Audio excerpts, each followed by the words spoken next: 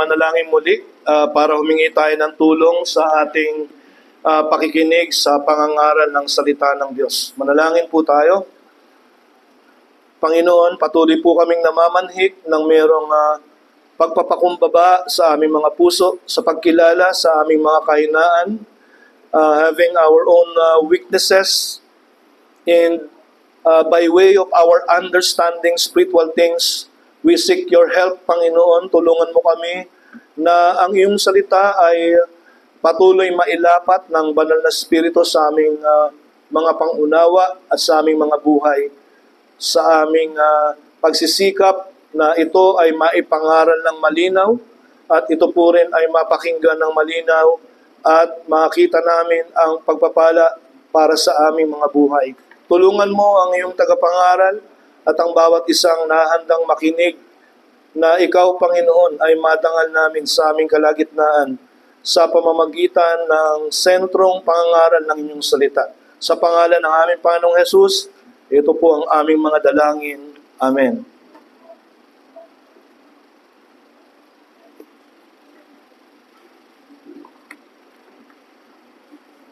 Sa ating panahon ay hindi natin may tatago ang pagsisikap ng mga tao na maging spiritual. To be spiritual does not have a uniform meaning. Para sa mga mananampalataya, to be spiritual is to be dominated by the Holy Spirit. Pero sa hindi mga mananampalataya, iba ang kahulugan ng pagiging spiritual. Kaya mahalaga na maipagbukod natin sa ating pangunawa ang mga bagay na ito sa ating Kristiyanong pananampalataya. Ano ba ang ibig sabihin ng pagiging spirit-filled sa buhay ng mga tao? At sabi po ni John Calvin, though God must be first sought in His Word, He also show Himself present in operation. Sa Tagalog, bagamat ang Diyos ay dapat munang hanapin sa Kanyang salita, ipinamamalas din niya ang Kanyang presensya sa Kanyang pagkilos. Kung tayo ang tatanungin, ano bang ibig sabihin natin o ano ba ang larawan ng ating isipan kung ano ang ibig sabihin ng Spirit-filled Christian o yung tinatawag na full of the Spirit. At gusto nating makita yan ngayong umaga, ang larawan na yan, para makita natin kung tayo ay full of the Spirit or napupuspos tayo ng banal na Espiritu. At bighatiin ng banal ito sa pamamagitan ng misrepresentation na pag-aangkin ng mga gawa niya na mali sa ating pangunawa at mali sa ating experience. Kaya gusto natin itong maituwid sa pamamagitan ng pag-aaral ng bahagi ng mga binasa natin kanina in our scripture reading. We want to understand how the Spirit's work appears in the Christian experience. At sa ating pagiging mga reformed, sabi, reformed experiential reality is not a mystical approach that separates religious experience from biblical truth. Palagi po itong magkahugpong yung ating karanasan at saka po yung biblical truth o yung the Word of God. Hindi natin ito dapat i-dissociate.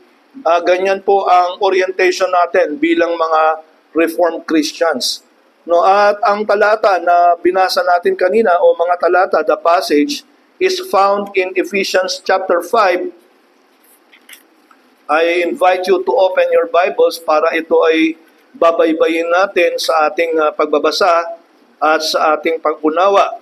Ephesians chapter 5, verses 15 to 21, bagamat ang magiging diin ng ating pag-aaral ay verses 18 to 21.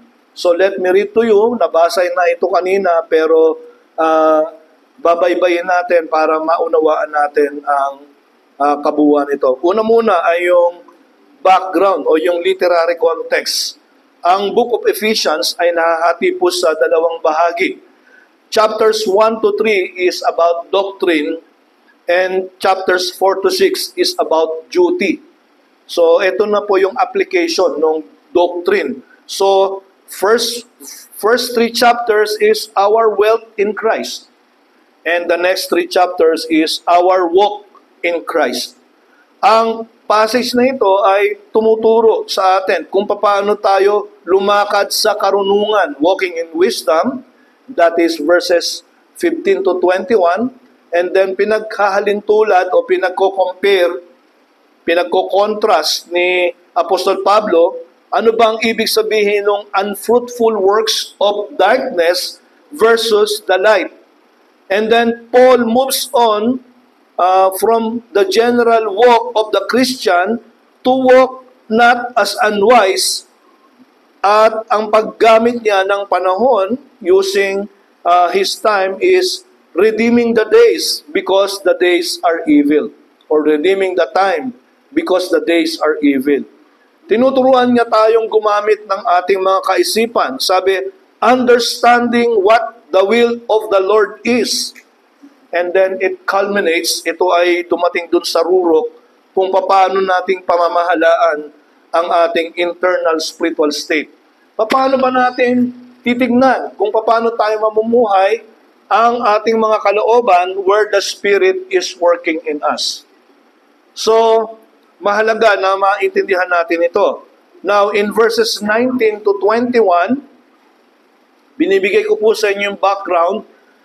I'm situating to you the general context para pag nag-focus tayo doon sa ating text, ay mas maunawaan natin. Verses 19 to 21 ay meron pong 4 na participles. Ano po ba yung participles in Greek grammar? Pag sinabi nating participles, ang pinakamadali niyan ay meron pong nakaruktong na ing. Ibig sabihin, this is a continuing action on the part of the doer. No? Kaya tignan niyo po yung ating talata or passage, verses 19 to 21, makikita niyo po yon. Speaking, ing, ano? Speaking to one another. No? Singing and making melody. So may ing palagi yon, kaya participle. Giving thanks, ing, and then submitting to one another. So meron pong 4 na participles dito, verses 19 to 21, at ito po ang nagbibigay sa atin ng kaisipan what it is to be filled with the Spirit. Anong ibig sabihin ng puspos ng Spirito? We must know what the Spirit-filled worship looks like in church life. Alangan, alam natin yung itsura pag sinabi natin na tayo nananambahan at sa ating pananambahan, we are filled with the Spirit. No? So dahil, bakit po mahalaga ito? Kasi maraming mga tao sa ating panahon ay misrepresented ang ibig sabihin nila ng fullness of the Spirit or being filled with the Spirit. So we want to qualify. Gusto nating maunawaan at gusto nating makita yung larawan. Ano ba talagang ibig sabihin ng filled with the Spirit? No? Okay, so medyo mainit. Wala tayong aircon kaya medyo nagbibigay ako ng diin para mahuli ko yung inyong attention. But I hope you will struggle with me. Ano ba ang historical setting nito o ang relevance muna nito? It matters for our churches today, especially when people are so enamored with doctrine, but they live lives detached from its real life application. Alam nila yung meaning ng fullness of the Spirit, pero hindi nila ma-connect sa experience. Kaya yun ang task natin this morning, to understand what it is, was the picture of a Spirit-filled Christian, and what does it look like in the worship of the church. Tingnan natin yung historical setting ng aklat na ito, di ba? Sabi ni Pablo, basahin natin yung kanyang text, And do not get drunk with wine, for that is debauchery. Ano po yung debauchery? Ayun po yung excessive physical pleasure Ito po yung mga tao na namumuhay sa kanilang mga senses. No? Do not be drunk with wine, for that is debauchery, but be filled with the Spirit, addressing one another. Ayun yung participle. In psalms and hymns and spiritual songs, singing and making melody to the Lord with your heart, giving thanks always for everything to God the Father in the name of the Lord Jesus Christ, submitting to one another out of reverence for Christ. Okay, mga kapatid, no? Are you still there? Alam niyo po, sa Ephesus, bukod po na sinasamba nila si Artemis, meron pong isang kulto doon ni Dionysius. Si Dionysius is one of the temple gods in Greek mythology, at siya ay kanilang sinasamba, at ang paraan ng pagsamba sa kanya ay sa paraan ng pag-inom ng maraming alak para makarating sila doon sa tinatawag nilang spiritual high. And now, when they are drunken, they start to communicate with their gods. So, kailangan malasing muna sila bago sila makarating doon sa spiritual high na hinahanap nila, and therefore, start to worship their God. Kaya sabi ni Apostle Pablo, do not get drunk with wine. Anong ibig sabihin nun? Huwag kayong gumaya dyan sa kulto sa tabi ninyo. In Ephesus, huwag kayong gumayo doon sa Dionysius way of worship na kailangan munang maglasing para makausap nila ang Panginoon.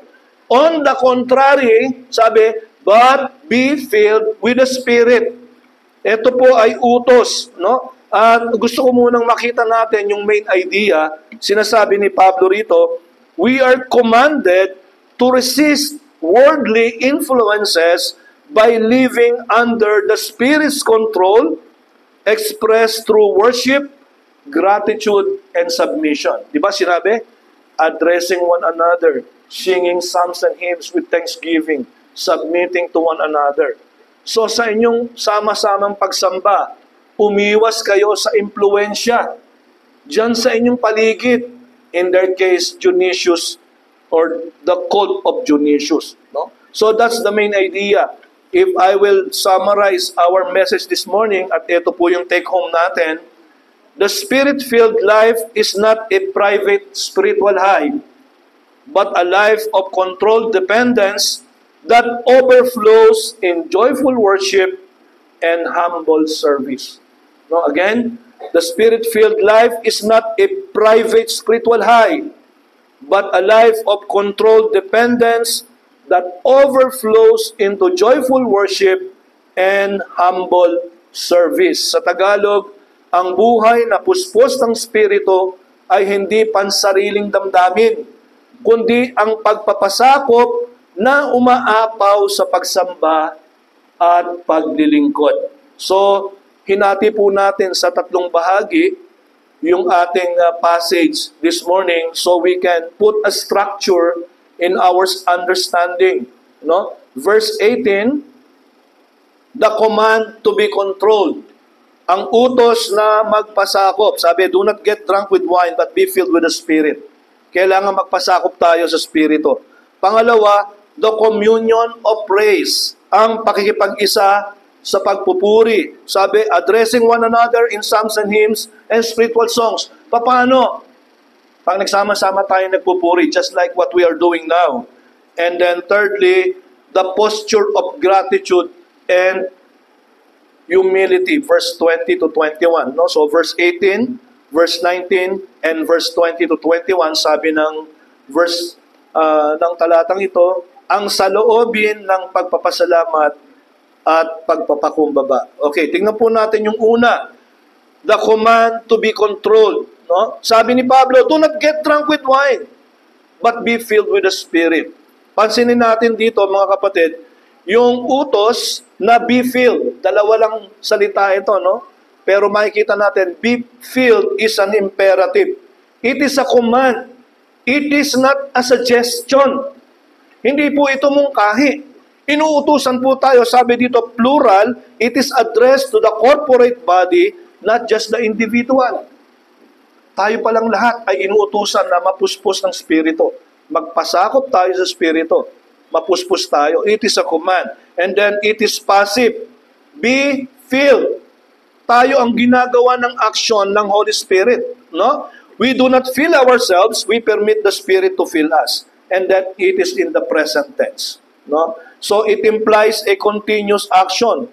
Go on being filled. No? At mahalaga ito na makita natin kasi ito po yung anchoring ng grammar na ginamit ng manunulat para ipaunawa sa atin ang kaisipan na to. No? Imperative, plural, passive, and present tense. So, drunkenness is not the loss of control. Or, drunkenness is the loss of control. Spirit filling is the ultimate surrender of control to God. So, magkaiba at malayo. No?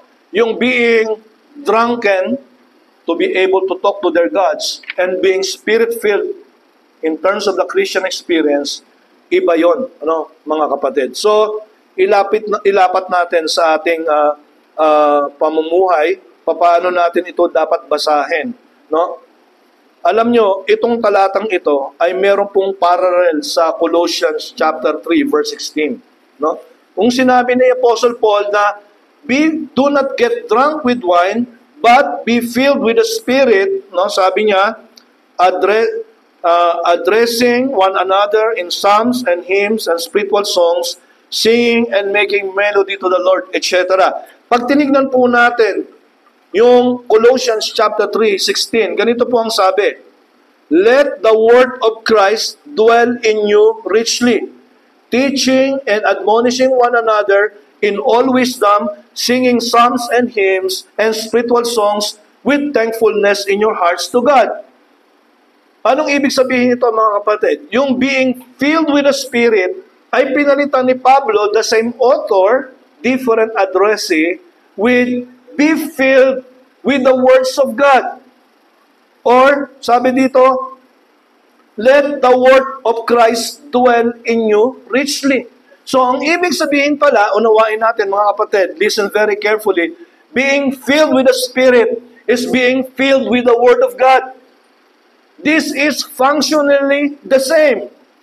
So, being filled with the Spirit and its parallel responsibilities is the same as being filled with the Word of God or being saturated with the Word of God. Kaya kung i-apply po natin ito mga kapatid, ang ibig sabihin ng be filled sa ating buhay araw-araw ay huwag nating hintayin yung pakiramdam, yung prompting ng banal na spirito kung paano tayo susunod sa Kanya. Kung hindi, ay mapuspos tayo ng Kanyang salita. Ibig sabihin, read your Bible and begin obeying God every day. Be saturated with the Word of God and obey God every day. At sabi nga natin, hindi ito one-time experience lang.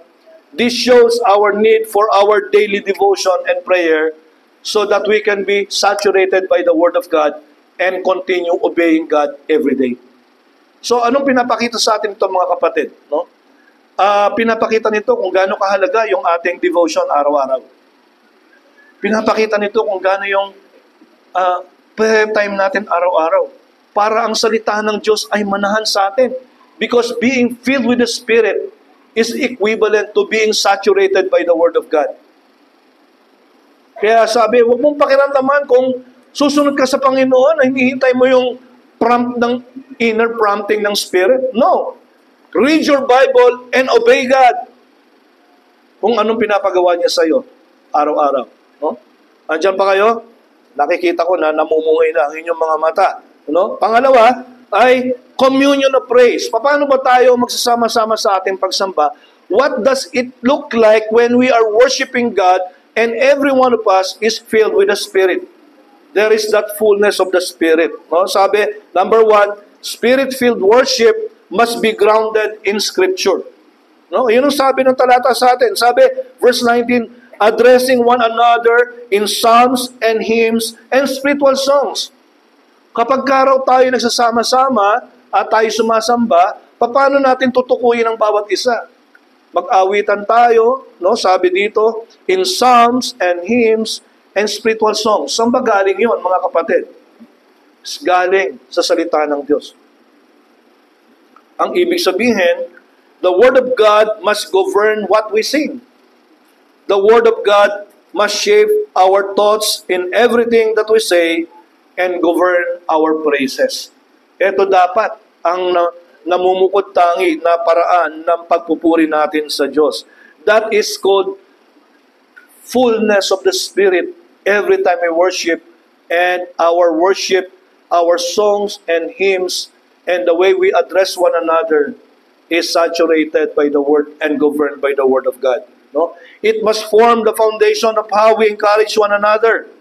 God's truth must be on our lips because it is already in our hearts. Dahil nasa puso na natin, dapat ito'y masalamin sa ating mga inaawit, sa ating mga labi o sa ating mga bibig. Ano po ang puntos natin, mga kapatid?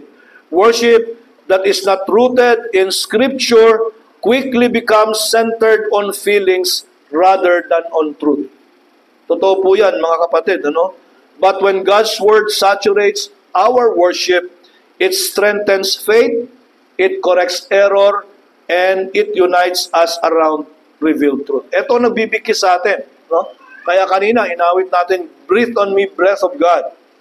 No? Alam natin, ang Panginoong Banal na Espiritu ang nagbibigay ng pagkakaisa sa atin upang maunawaan natin ang mga bagay-bagay sa Scripture that we might be illuminated of what God would want us to do. And every time we sing together, being filled with the Spirit means our thoughts, our praises, and our way of addressing one another is governed by the Word of God. No? So napakahalaga nito.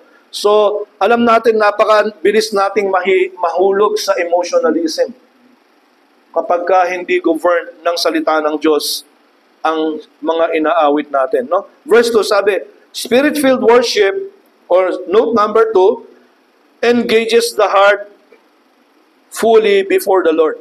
Anong sabi ng verse 19?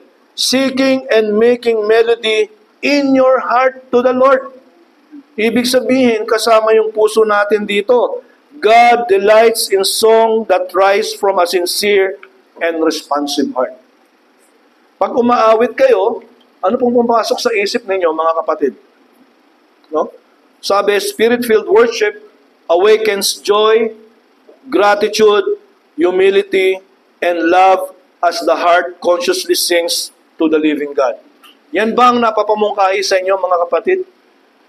Ang kagalakan, no? Ang pag-ibig, ang pasasalamat at pagpapakumbaba, ang nabubunsod sa atin habang tayo ay umaawit sa ating pananambahan. And that's what we call fullness of the Spirit every time we worship. Doon, yun ang pumupuspos sa atin. Spirit-filled worship is horizontal conversation as well as vertical adoration.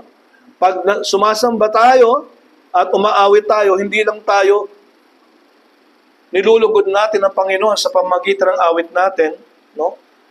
Nakikipag-usap din tayo sa ating mga kapatid, no? Sabi, addressing one another in psalms and hymns, singing and making melody in your heart. Ibig sabihin, mga kapatid, kapag ka pala umaawit tayo, hindi lang tayo nakipag-usap sa Panginoon. Nagbibigay tayo ng encouragement sa ating mga kapatid. No? Alam nyo, wala naman si Brother James dito, no? Although madidinig niya to sa ating recorded message. Nasa likuran ko siya, no? Pag siya'y umaawit, kahit anong laki ng boses niya, pero parang minsan monotone, no? Pero nakaka-encourage marinig, mga kapatid, ang bawat isa. Kapag tayo ay umaawit, at nadidinig natin yung katabi natin na nahahawa tayo sa kanyang puso. While we talk to God and adore God in singing, we also encourage our brothers in the way we sing for the Lord. No? I sing because Christ has put a new song in my mouth, and I want my brothers and sisters to know that He is worthy. Sa ating pag-awit, sabi, the Spirit turns theology into doxology. Christian singing is the audible heartbeat of a healthy church. Kung kayo po ay nasa baba at hindi nyo kilala ang church na ito, ano kayang impression nyo pag nadidinig yung nag-aawitan tayo? No? Ano kayang impression ng mga tao sa labas kapag nadidinig nila ang worship song natin? No? Hindi ba, nakakadalo naman tayo, nakakarinig tayo ng mga maiingay na worship, no? Electric guitars, drums. What comes to mind? No? Karaniwan nga ay nagiging irritable tayo pag nakakarinig tayo ng gano'n. Pero what about us? When we sing our hymns and our spiritual songs, how does it reflect fullness of spirit when others, especially non-unbelievers, are listening to us? No? Joy is delighting not only for the rhythm, but in the truth of the lyrics. Kaya mahalaga yung intelligent singing kasi yung joy na napoprovoke sa atin ay dahil dun sa mga katotohanan nung lyrics nung inaawit natin. No? Iba po yung emotionalism because in emotionalism, we love the music atmosphere but we ignore the truth. No? Kaya ang application nito, napakahalaga mga kapatid nung pinipili nating mga awit sa ating pananambahan. No? Kung nag-observe kayo, mga kapatid, binabalanse po natin yan even in the way we sing hymns in the church. Kasi dahil limited lang din yung mga alam nating hymns, kaya naandun ang napakalaking lugar para i-improve our church hymnody. No, kung mapapansin niyo, we have a worship song to God the Father, we have a worship song for the Lord Jesus Christ, and we have a worship song for the Holy Spirit. Kung maaari, ay present yung tatlo na yon sa mga pamimili ng ating mga awit. Ano? At kahit tayo umaawit, hindi naman masama mag-entertain sa ating mga inaawit. Diba? Lalo na tayo mga Pilipino. Mahilig tayong mag-videoke, diba? Pero sinasabi natin, sometimes sin becomes singable. No? Mali na yung inaawit natin, hindi natin naunawaan kasi it's singable. And sometimes it is sin already. Kaya kung papakinggan natin ang mga entertainment na inaawit natin para sa sarili natin at pinapakinggan natin, baka mamaya ay nagmumungkahi na yan ng kasalanan. But sin becomes singable and we don't notice it. Diba? At hindi naman masama mag-entertain, pero piliin natin yung mga inaawit natin. And then lastly, the posture of gratitude and humility. No? Ang saloobin ng pasasalamat at pagpapakumbaba. Number 1, Spirit-filled worship exalts the triune God with constant thanksgiving. Tingnan niyo po yung sinasabi ng talata natin. No? Giving thanks always for all things to God the Father in the name of the Lord Jesus Christ. So kung ang puspos ng Banal na Espiritu ang ating pag-awit, no, centered on the Word of God, addressed to the Father through the Lord Jesus Christ, ibig sabihin, mga kapatid, Spirit-filled worship is deeply Trinitarian. Involved dito yung tatlong persona ng ating Diyos. No? It overflows with continual gratitude to the Father through the Son by the power of the Holy Spirit. No? To worship in the Spirit is to acknowledge God in every circumstance, whether that is pleasant or whether that is painful. Kahit na masakit, kahit na masaya, kinikilala natin at tumutugon tayo with a grateful heart. No? So ano po yung point natin? Spirit-filled worship is not an occasional feeling. It is gospel-rooted posture of gratitude that directs our hearts upward to the glory of the Trinitarian God. Ito po ang pinta. Ito ang larawan ng isang iglesia na puspos ng Espiritu sa kanilang pagsamba. No? Being filled with the Spirit being there in the communal worship na meron tayong pagkakaisa sa lahat ng inaawit natin na ito ay nakaugat sa Biblia at ito ay nanggagaling sa puso. At panghuli, ito ay punong-puno ng pagpapasalamat na nagpapatukoy sa ating Diyos sa tatlong persona at isa pa sa mahalaga, hindi ito occasional lamang, mga kapatid. Sabi, ang pagsambang puspos ng Espiritu ay palagi ang saloobin ang pagpapasalamat na nauugat sa Ebanghelyo at nakatuon sa kaluwalhatian ng Diyos. So, paano natin ito ilalapat sa ating mga pag-aawitan? Yun po, sa ating tamang pamimili ng mga inaawit natin dito sa loob ng church. Hindi lang basta maganda ang tono at nakakaengganyo ang rhythm, kundi alam natin yung mga lyrics na nakapaloob dito. Diba? Pagka maganda po ang awitin, napapatipa tayo, diba? Napapatango tayo. Pero that becomes now enjoying the atmosphere of music and not being mindful of the truth within that form of singing. Okay, and then lastly, Spirit-filled worship expresses itself in humble submission to God. Sabi ng verse 21, submitting yourselves one to another in the fear of God. Ang Spirit-filled worship pala, mga kapatid, ay kumikilala na tayo ay nagpapasakop sa bawat isa. Hindi lang puspos ng Spirito, ito ay sa ating sama-samang pag-aawitan, ito ay nakaugat sa salita ng Diyos, ito ay punong-puno ng pagpapasalamat, ito ay nanggagaling sa puso, at panghuli, ito pala ay merong pagpapakumbaba sa bawat isa. A Spirit-filled life honors the authority structures God has established in the home, in the church, and in society. Submission is recognizing God's order and wisdom in human relationships. Ang hirap, mga kapatid, kung sa loob ng church walang pagpapasakot. Yung pag meron kang sinasabi ay kukwestiyonin ka, kahit leader ka.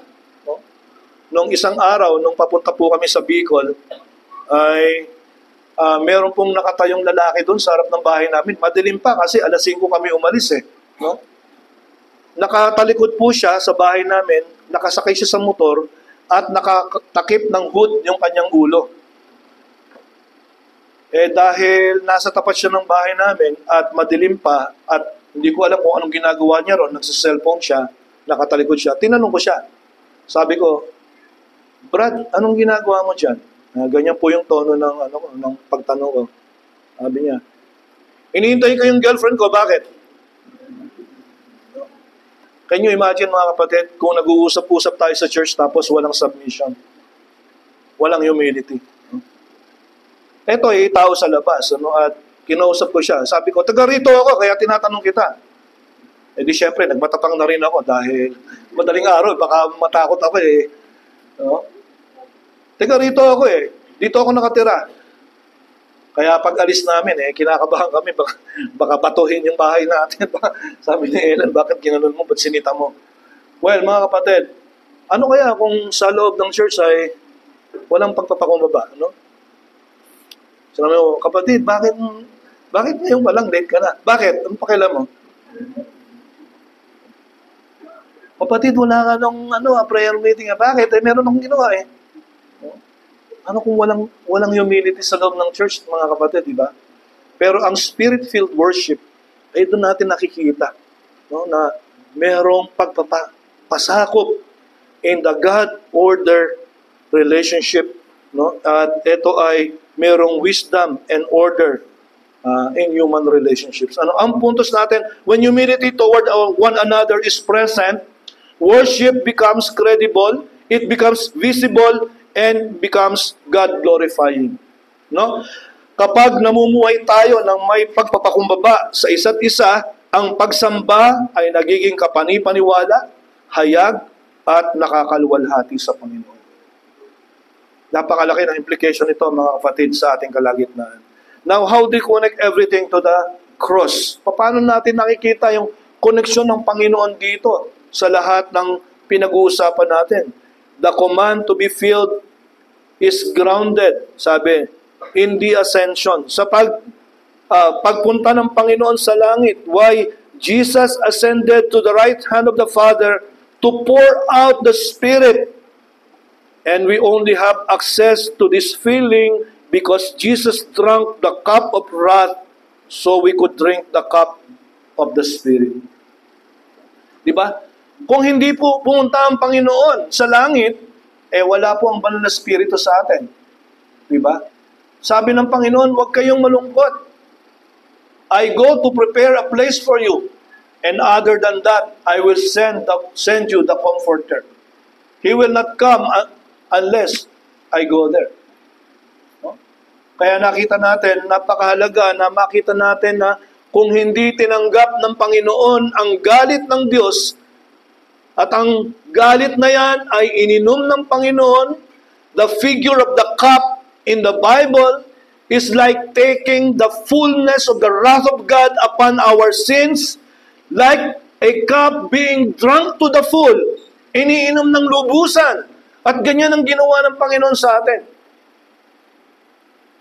Ang kanyang kamatayan ay naging panghalili para sa atin upang magkaroon tayo ng kapuspusan sa pagdating ng banal na Espiritu na siyang naging kapalit ng Panginoon, at maliban na meron ganitong uri ng kapuspusan, maliban na ang Panginoon ay hindi umalis at nabuhay na maguli at tumungo sa langit, wala tayo ng kapuspusan na pinag-uusapan natin sa ating panahon. The Spirit-filled church is a singing church, it is a thanking church, and a serving church.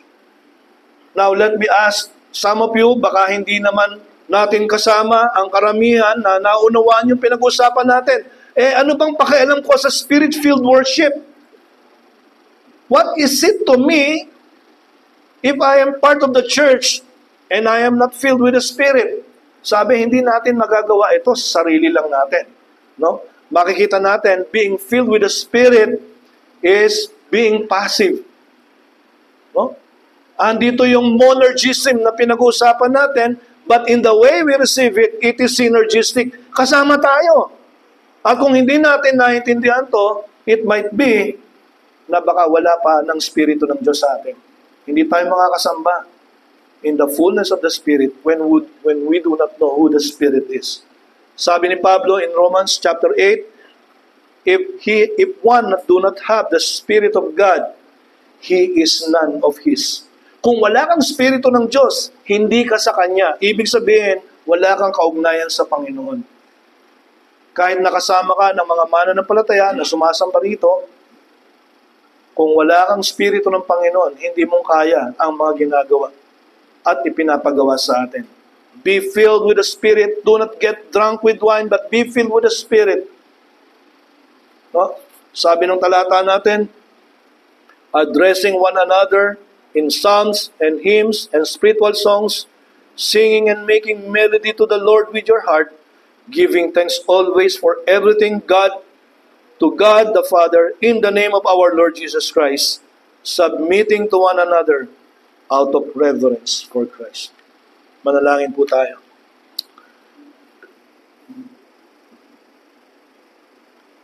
Panalangin namin, Panginoon, na ang mga salitang ito ay manuot sa aming isipan, sa aming puso, sa kabila ng hamon ngayong umaga, ng iba sa amin ay inaantok, iba sa amin ay naiinitan, marahil ang iba sa amin ay natutulog na. Tulungan mo kami, Panginoon, na ang mga salitang ito ay mangusap sa amin. At ang tunay na kapuspusan ng Espiritu ay maunawaan namin sa tuwin ng kami ay nananambahan ng sama-sama. At kung meron mang kaming kasama, isa o dalawa, na namamangha sa mga bagay na to dahil hindi niya alam, ito ay sapagkat wala siyang kaugnayan sa iyo, Panginoon, at wala siyang Espiritu ng Diyos. Ang dalangin namin na ipaunawa mo sa Kanya ang karanasang ito sa pag-usad ng Kanyang kaluluwa sa pananampalataya at pagsisisi. Kahabagan mo, Panginoon, ang sino mang kasama namin. Let this opportunity be a time that he might find himself, that he is devoid of your Spirit, spiritually dead, away from the purposes of Christ in God. No relationship to the church, and dead in sin. Tulungan mo kami, Panginoon, ng pag-aaral na ito ay magbubunsod sa sino man na iyong tinatawag sa pananampalatayang Kristiyano. At sa amin bilang mga mananampalataya, Panginoon, dalangin namin, puspusin mo kami ng iyong banal na Espiritu. This we ask in Christ's most precious name. Amen.